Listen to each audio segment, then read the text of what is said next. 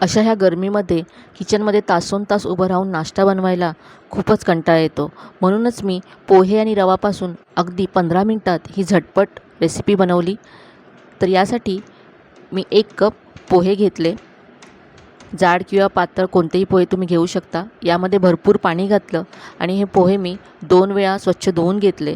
यानंतर यातलं सगळं पाणी मी काढून टाकलं. आता या पोह्यांमध्ये आणखी मी थोडंसं पाणी घालते आणि हे असेच भिजत ठेवून देते. 5 मिनटं बाजूला ठेवून देते, म्हणजे हे मस्त सॉफ्ट होतील. आता इथे मी रवा घेते. तर एका दुसऱ्या बाउलमध्ये मी इथे 1 कप रवा घेते. तर ज्या कपाने पोहे मोजून घेतले त्याच कपाने इथे मी रवा घेतला आहे. मी इथे बारीक रवा घेतला आहे, पण तुम्ही जाड बारीक कोणताही रवा इथे घेऊ शकता. आता या रव्यामध्ये पाणी घालायचं आहे आणि इथे रवा भिजेल इतकं पाणी आपल्याला घालायचं आहे. तर साधारण मी इथे 1 कप पाणी घातलं. 1 कप रवा होता, 1 कप पाणी घातलं आहे. आता हा रवासुद्धा असाच बाजूला ठेवूया. तर पोहे आणि रवा दोन्ही आपण असं भिजवून घेतलं आहे. तर हे दोन्ही मी बाजूला ठेवून देते आणि हे दोन्ही भिजतं आहे तोपर्यंत छानशी चटणी बनवूया. तर चटणीसाठी इथे मी टोमॅटो, कांदा, थोडीशी लसूण आणि हिरव्या मिरच्या घेतल्यात. टोमॅटो आता आपण चिरून घेऊया. तर टोमॅटोचे असे 2-2 भाग करून घेतलेत मी. इथे मी 2 टोमॅटो घेतलेत. याबरोबरच कांदासुद्धा चिरून घेऊया. टोमॅटोसारखेच कांद्याचेसुद्धा इथे मी असे स्लाईस करून घेतलेत आणि याबरोबर मी थोडासा लसूण घेतला आहे, 7 ते 8 पाकळ्या, आणि 2 ते 3 हिरव्या मिरच्या घेतल्यात. मिरच्यासुद्धा आपण चिरून घेऊया. आता गॅसवरती मी इथे पॅन गरम करत ठेवला आहे. यामध्ये साधारण 1 चमचा तेल घालायचं आहे.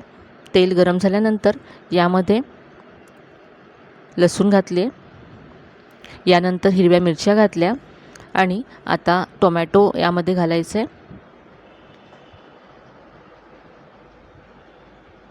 याबरोबरच कांदासुद्धा घालते.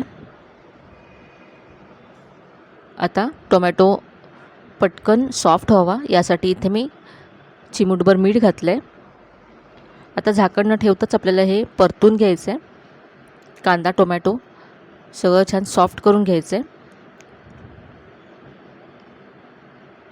टोमॅटोवरती छान असे ब्राऊन स्पॉट येईपर्यंत आपल्याला हे परतून घ्यायचं आहे, म्हणजे छान स्मोकी असा फ्लेवर येतो चटणीला.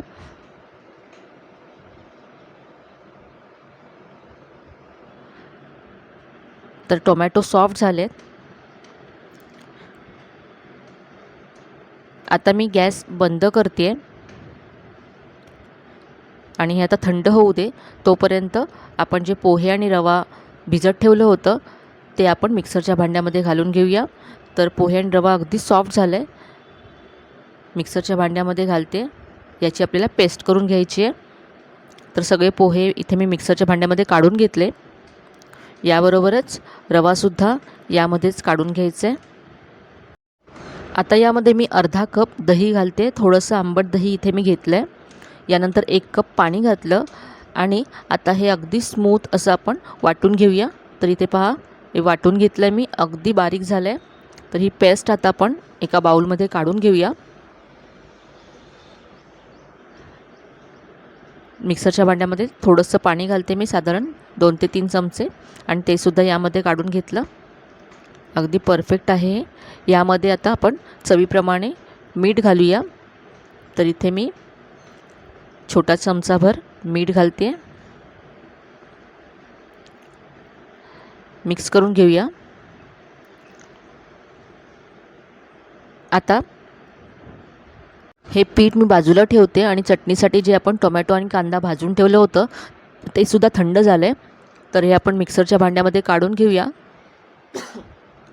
आणि यामध्ये मी थोडंसं मीठ आणि जिरं घातलं आणि पाणी घालून वाटून घेतलं. तर ही चटणी तयार आहे. ही आपण एका बाउलमध्ये काढून घेऊया. तुम्हाला हवं तर थोडीशी जाडसरसुद्धा तुम्ही ही वाटून घेऊ शकता. यामध्ये आता थोडीशी कोथिंबीर घालते आणि मस्त अशी चटणी तयार आहे. इडलीबरोबर, कुठल्याही डोस्याबरोबर खूप मस्त लागते ही चटणी. मी नेहमी अशी बनवते. तुम्ही एकदा नक्की ट्राय करून पहा. तर आता आपण पुढची कृती करूया. तर जे पीठ आपण तयार करून ठेवलं होतं त्यामध्ये मी थोडीशी कोथिंबीर घातली. मिक्स करून घेऊया. तर याचे आज आपण डोसे बनवणार आहोत. हे मिक्स करून घेतलं मी. आता यामध्ये मी अर्धा चमचा इनो फ्रूट सॉल्ट घातलं आहे. तर ऑप्शनल आहे, पण यामुळे मस्त जाळीदार असे डोसे होतात. याच्याशिवायसुद्धा तुम्ही बनवू शकता. तर आता इथे मी गॅसवरती तवा गरम करत ठेवला आहे. तवा गरम झाल्यानंतर यावरती थोडंसं तेल लावून घ्यायचं. अगदी थोडंसं तेल मी असं पसरवून घेतलं आहे, ब्रशने लावून घेतलं आहे.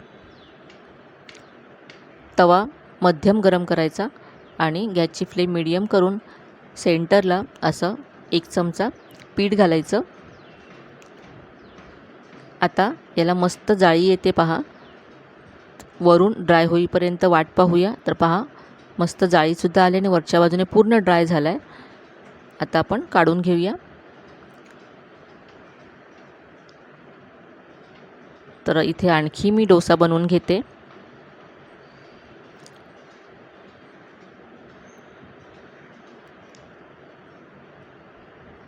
तेलाशिवाय तुम्ही हा डोसा बनवू शकता.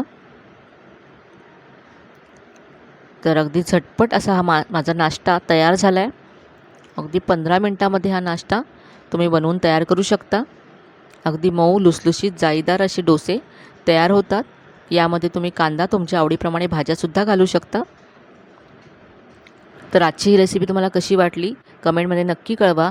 रेसिपी जर आवडली असेल तर व्हिडिओला लाईक करा. तुमच्या मित्रमैत्रिणींसोबत जास्तीत जास्त शेअर करा. चॅनलला अजून सबस्क्राईब केलं नसेल तर पटकन सबस्क्राईब करा. पुन्हा भेटूया अशा छान छान नवीन नवीन रेसिपीसह. तोपर्यंत धन्यवाद.